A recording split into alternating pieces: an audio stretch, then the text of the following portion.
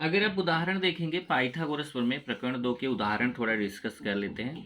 तो यहाँ पे अगर आप देखेंगे तो सबसे पहले देखिए यहाँ पे पाइथागोरस त्रिक का क्वेश्चन है। पाइथागोरस त्रिक में जैसे 11, 60, 61, तो ये हमें पता करना है कि ये पाइथागोरस का त्रिक है कि नहीं। तो ये तो आप ऐसा क्वेश्चन कर चुके हो कि सबसे बड़ी संख्या का वर्ग करेंगे, अन्य दो छोटी संख्याओं के वर्गों का योगफल करेंगे। अगर वो समान आ गया तो पाइथागोरस का त्रिक है, नहीं तो नहीं है। यहाँ देखिए कुछ और दिया, जैसे 3, 4, 5 दिया है, 5, 12, 13 दिया है, 8, 15, 17 दिया है, 24, 25, 7 दिया। ये सब आप इसको भी चेक कर सकते हैं। तरीका मैंने आपको इसका बताया हुआ है, तो उसी तरीके से करना है। उसके बाद फिर आप आगे आएंगे तो आपको सब इसमें प्रमेय वगैरह दिया हुआ है, यहाँ से देख सकते हैं। समरूपता और समकोण त्रिभुज, ये प्रमेय दिया है। फिर ज्यामिति माध्य का प्रमेय, इसको सिद्ध करना है। आप यहाँ से देख सकते हैं कैसे ज्यामिति माध्य का प्रमेय सिद्ध किया गया है। बहुत आसान है, आपको यहाँ से करना चाहिए सिद्ध करने की प्रैक्टिस। ये पाइथागोरस का प्रमेय है, इसको मैंने आपको सिद्ध कराया था, इम्पॉर्टेंट है। फिर पाइथागोरस प्रमेय का विलोम है, ये भी मैंने आपको सिद्ध कराया था। उसके बाद इसे ध्यान में रखें, इसे ध्यान में रखें मतलब यहाँ पे आपको वही बताया है समकोण त्रिभुज की समरूपता, मतलब जो पॉइंट्स है ना जो मैंने बताए थे वो सब यहाँ पे डिस्कस किया। पाइथागोरस का प्रमेय, पाइथागोरस प्रमेय का विलोम, 30, 60, 90 का प्रमेय, तो ये सब पॉइंट्स यहाँ पे उसने डिस्कस किया हुआ है। उसके बाद आप पेज नंबर 36 पे जाएंगे अपने टेक्स्ट बुक पे, तो पेज नंबर 36 पे यहाँ आपको उदाहरण दिया हुआ है। जैसे उदाहरण एक अगर आप देखेंगे तो लिखा है आकृत त्रिभुज एबीसी में, यहाँ पे आकृति दी गई है। त्रिभुज एबीसी में कोण बी 90 अंश है, कोण ए 30 अंश है, AC 14 दिया है, AB तथा BC का मान ज्ञात कीजिए। अब यहाँ पे अगर आप देखेंगे तो डायग्राम से आपको समझ में आएगा कि एक त्रिभुज ABC है, उसमें कोण बी 90 अंश है, कोण ए 30 अंश है, AC 14 है। तो ये आपका, ये देखिए AB,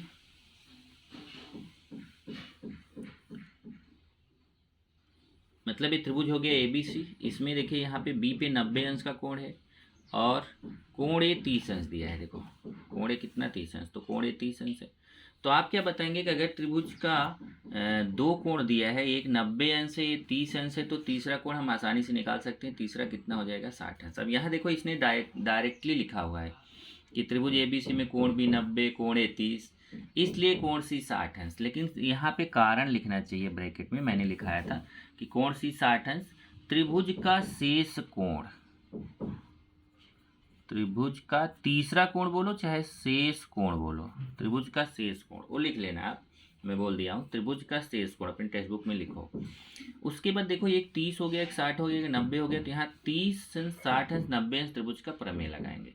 30 अंश 60 अंश 90 अंश त्रिभुज के प्रमेय से हम जानते हैं 30 अंश की सम्मुख भुजा कर्ण की आधी होती है। देखिए 30 अंश है यहाँ पे ना कोण ए, इसके सामने की भुजा BC जो होगी वो कर्ण AC की आधी होगी, मतलब BC बराबर 1/2 गुणे AC। अब बेस्ट होगा अगर यहाँ आप एक लाइन बढ़ाओ कि लिखो 30 अंश की सम्मुख भुजा बराबर 1/2 गुणे कर्ण।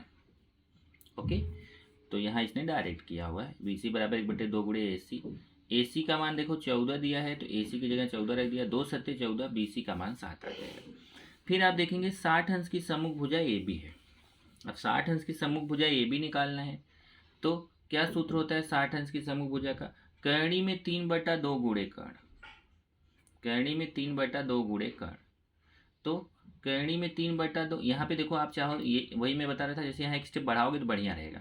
जैसे लिखो 60 अंश की सम्मुख भुजा बराबर, 60 अंश की सम्मुख भुजा बराबर करणी में 3/2 गुणे कर्ण। तब आप ऐसा लिखोगे AB बराबर, क्योंकि 60 अंश की सम्मुख भुजा कौन है, देखो 60 अंश की सम्मुख भुजा कौन है, AB। AB बराबर करणी में 3/2 गुणे कर्ण, कर्ण कौन है, AC। AC का मान 14 दिया, 14 रख दिया, 2 सत्ते 14, 7 करणी में 3 आ जाएगा। तो इस तरीके से AB का मान 7 करणी में 3 आ गया और BC का मान 7 आ गया। यही दो चीज़ आपको निकालना था, देखो AB और BC। 30, 60, 90 का प्रमेय। उदाहरण 2 देखेंगे तो उदाहरण 2 क्या है, आकृति जो बनी है उसमें त्रिभुज ABC में AD लंब है BC पे, कोण C 45 अंश है, BD 5 है, AC 8 करणी में 2 है, तो AD और BC का मान निकालना है। यहाँ देखिए ये डायग्राम है, यहाँ ABC त्रिभुज है, इस ABC त्रिभुज में AD जो है वह, सॉरी ABC त्रिभुज है, ABC त्रिभुज में AD जो है वह BC पर लंब है। यहाँ से देखिए ये त्रिभुज ABC है, इसमें AD जो है वह BC पर लंब है। त्रिभुज ABC में रेख AD BC पर लंब है, तो AD जो है वह BC पर लंब है।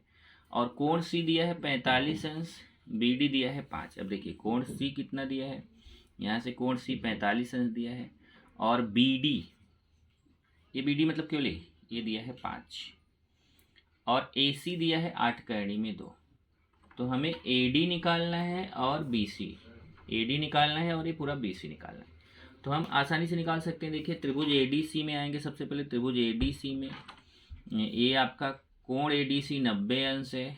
ये देखिए कोण ADC यहाँ 90 अंश दिया है, कोण C 45 अंश दिया है, यहाँ से कोण C कितना दिया है 45 अंश, और DAC 45 अंश।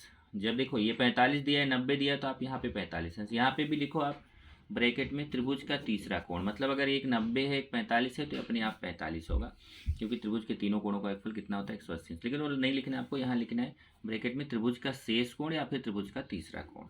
यहाँ पे भी आपको ब्रैकेट में कारण लिखना चाहिए। तब यहाँ देखिए 45 हो गया, 45 हो गया, ये 90 हो गया, तो त्रिभुज ADC में हम 45 45 90 त्रिभुज का प्रमेय लगा सकते हैं। 45 45 90 त्रिभुज का प्रमेय क्या होता है, 45 अंश की सम्मुख भुजा। अब देखो ये DC भी 45 अंश की सम्मुख भुजा है और AD भी 45 अंश की सम्मुख भुजा है, तो दोनों का मान समान होगा।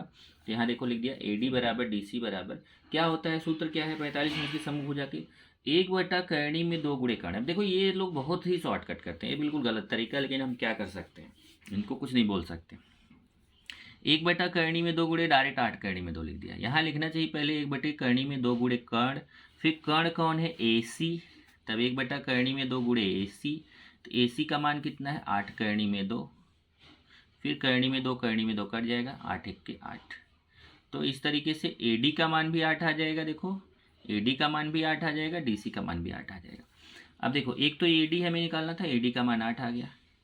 अब दूसरा DC का मान 8 आ गया। देखिए ये DC जो है ना, इसका मान 8 है। अब ये 5 और 8 जोड़ देंगे तो ये पूरा BC का मान 8 5 13 हो जाएगा। ये देखिए BC बराबर BD प्लस DC, 5 में 8 जोड़ेंगे तो 13 हो जाएगा। उदाहरण 3 देखेंगे। आकृति में कोण PQR 90 अंश दिया है। इधर देखिए ये त्रिभुज PQR में एक कोण Q 90 अंश दिया है और QN लंब है PR पे। उसके बाद PN दिया है 9, NR दिया है 16, तो हमें QN निकालना है। ये तो आपको आसानी से समझ में आ गया कि ज्यामितीय माध्य का प्रमेय लगाएंगे। ज्यामितीय माध्य का प्रमेय क्या है, देखो ज्यामितीय माध्य के प्रमेय से QN स्क्वायर बराबर, देखिए QN स्क्वायर बराबर PN गुणे NR, यही तो ज्यामितीय माध्य का प्रमेय है। PN स्क्वायर बराबर QN स्क्वायर बराबर PN गुणे NR, वही देखो यहाँ पे लगाया। इसने एक स्टेप यहीं पे कर दिया, QN बराबर यहाँ से स्क्वायर हटाया तो करनी में चला गया।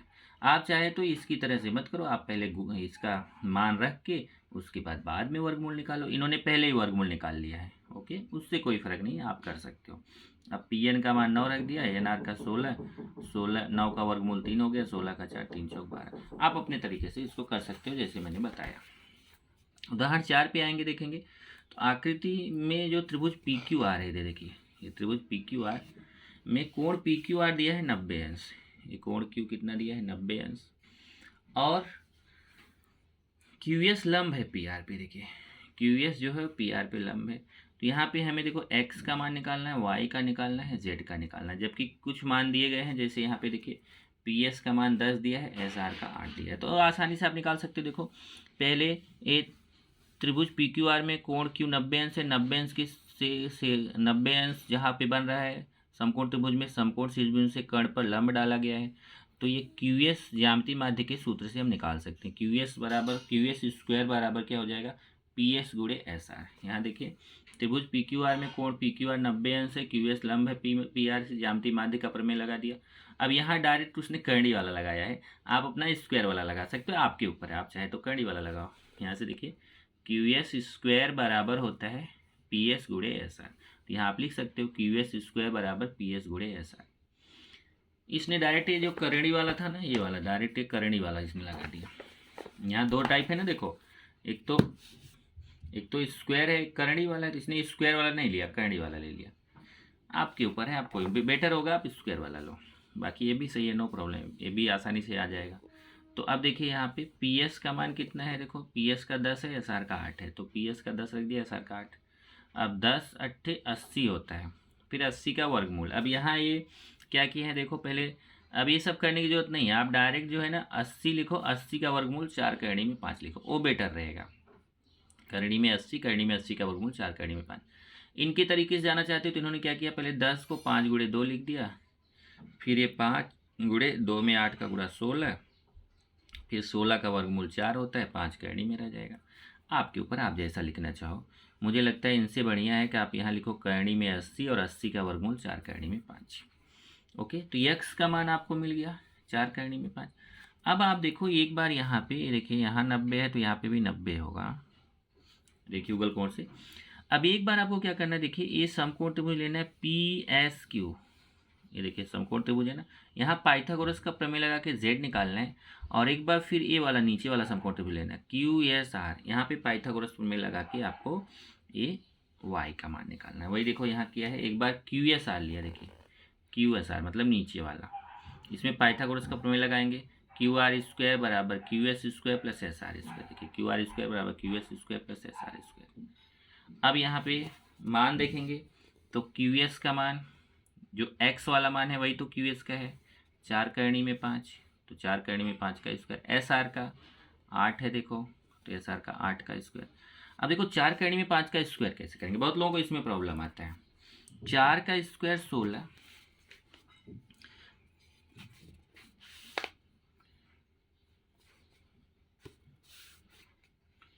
देखिए यहाँ से 4 का स्क्वायर 16 करेंगे और करणी में 5 का स्क्वायर 5, पहले 4 का स्क्वायर 16 और करणी में 5 का स्क्वायर मतलब करणी हट जाएगी 5, इधर 8 का स्क्वायर 64, 16 पच्चीस 80, 80 में 64 जोड़ेंगे तो 144, 144 ये आ गया QR² का मान। तब वर्गमूल लेंगे इधर स्क्वायर हटाने के लिए, तो QR बराबर 144 का वर्गमूल कितना आएगा, 12।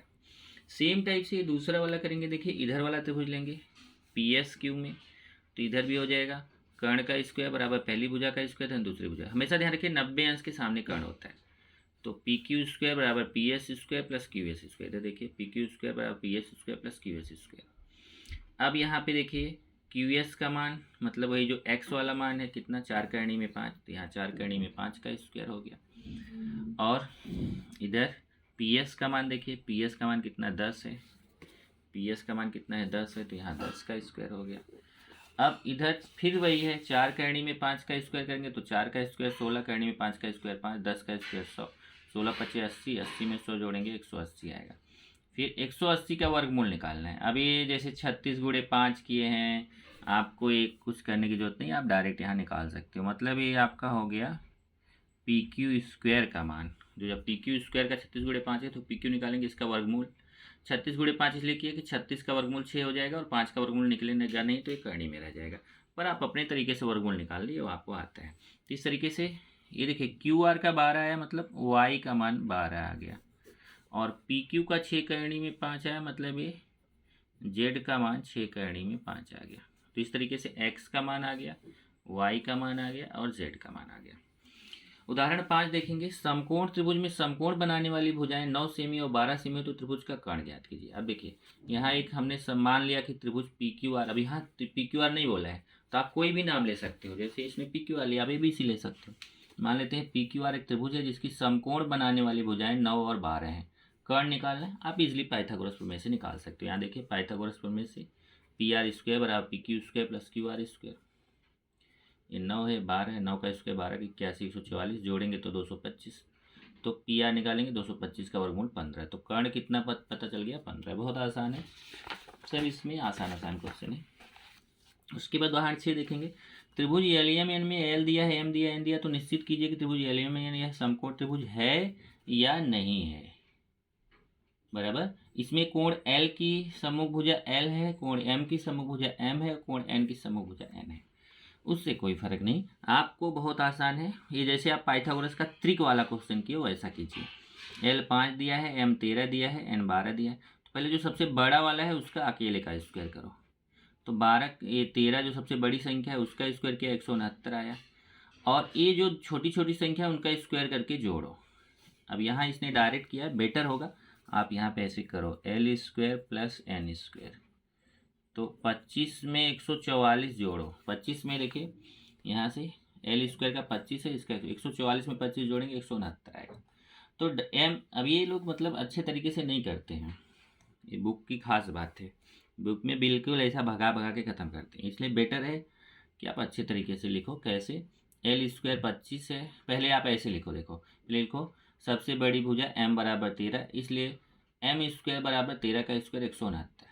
तब लिखिए अन्य दो छोटी भुजाओं के वर्गों का योगफल बराबर L square plus N square, 5 का स्क्वायर प्लस 12 का स्क्वायर, 25 प्लस 144 169। तब आप लिखोगे कि एम स्क्वायर बराबर है L square plus N square के, इसलिए यहाँ ये कारण लिखना जरूरी है, पाइथागोरस प्रमेय के विलोम से त्रिभुज एल समकोण त्रिभुज है। अब आप क्वेश्चन पूछोगे जब पाइथागोरस का त्रिक था तो वहाँ आपने कारण नहीं दिया था पाइथागोरस प्रमेय के विलोम से, तो जरा दोनों क्वेश्चन में फर्क करो। जब वो बोलेगा पाइथागोरस का त्रिक है, ये देखिए जैसे पाइथागोरस का त्रिक है, तब वहाँ पे पाइथागोरस प्रमेय के विलोम से लिखने की जरूरत नहीं है। जब बोलेगा समकोण त्रिभुज है, अगर आपसे पूछा क्या समकोण त्रिभुज है, तब आपको वहाँ लिखना पड़ेगा पाइथागोरस प्रमेय के विलोम से। उसके बाद आएंगे आप 7वां क्वेश्चन देख लीजिए। 7वां क्वेश्चन, आकृति त्रिभुज ABC में AD लंब है। देखिए ये त्रिभुज ABC है जिसमें AD लंब है BC पर, सिद्ध करना है। देखिए सिद्ध करने वाला question, AB square plus CD square बराबर BD square plus AC square, बहुत आसानी से सिद्ध किया गया। देखिए ये त्रिभुज ADC, ये त्रिभुज ADC यहाँ 90 बन रहा है, तो यहाँ पाइथागोरस का प्रमेय लगा सकते हैं। कर्ण का स्क्वायर बराबर पहली भुजा का स्क्वायर धन दूसरी भुजा का स्क्वायर हो जाएगा। AC स्क्वायर बराबर AD square plus DC square, देखिए AC स्क्वायर बराबर AD square plus CD square. Okay, अब यहाँ पे देखो क्या किया उसने कि AD स्क्वायर का मान निकाला, तो CD स्क्वायर इधर आके माइनस हो जाएगा। ध्यान से देखो, ये प्लस CD स्क्वायर इधर आके माइनस हो जाएगा, तो AD स्क्वायर इधर बचेगा और इधर AC square minus CD square हो जाएगा। इसको समीकरण 1 कर दिया। अब ADB में आया, इधर देखो नीचे वाले त्रिभुज में, यहाँ पे पाइथागोरस का प्रमेय लगाएंगे तो AB स्क्वायर बराबर AD square plus BD square है। देखिए AB स्क्वायर बराबर AD square plus BD square, कहाँ पे, ये नीचे वाले त्रिभुज में। अब यहाँ से जो ये समीकरण 1 से देखो, जो AD स्क्वायर का मान है ना AC square minus CD square, इसको यहाँ रख दिया। देखिए ये आपका, अच्छा यहाँ पे भी उसने क्या किया, यही जैसे यहाँ AD स्क्वायर का मान निकाला था सेम टाइप से यहाँ पे भी निकाल लिया, मतलब जैसे ऊपर किया था वैसे नीचे कर लिया। तो इधर देखिए ये BD स्क्वायर इधर आके माइनस हो जाएगा, तो यहाँ बचेगा AD स्क्वायर बराबर AB square minus BD square. अब ये देखिए समीकरण 1 में AD स्क्वायर का मान है, समीकरण 2 में AD स्क्वायर का मान है, तो दोनों आपस में समान हो जाएंगे, मतलब AC square minus CD square बराबर हो जाएगा AB square minus BD square. ये देखिए दोनों बराबर हो गए समीकरण 1 तथा 2 से। फिर यहाँ से आप देखेंगे तो आपको क्या करना है, ये CD स्क्वायर इधर ले लेना है, माइनस BD स्क्वायर इधर ले लेना है, तो ये हो जाएगा देखिए AB square plus CD square और AC square plus BD square, यही आपको सिद्ध करना था। इस तरीके से आपका ये हो गया। उसके बाद तब हम लोग प्रश्न संग्रह 2.1 पे जाएंगे। प्रश्न संग्रह 2.1 में हमने पहला दूसरा तीसरा चौथा और 5वां, ये देखो ये बॉक्स टाइप, यहाँ तक हमने किया था। अब हम 6वें क्वेश्चन से आगे करेंगे, 6वां 7वां 8वां 9वां 10वां, ये 4 क्वेश्चन हम और करेंगे। तो अभी मैं आपको 6वां क्वेश्चन कराने चल रहा हूँ।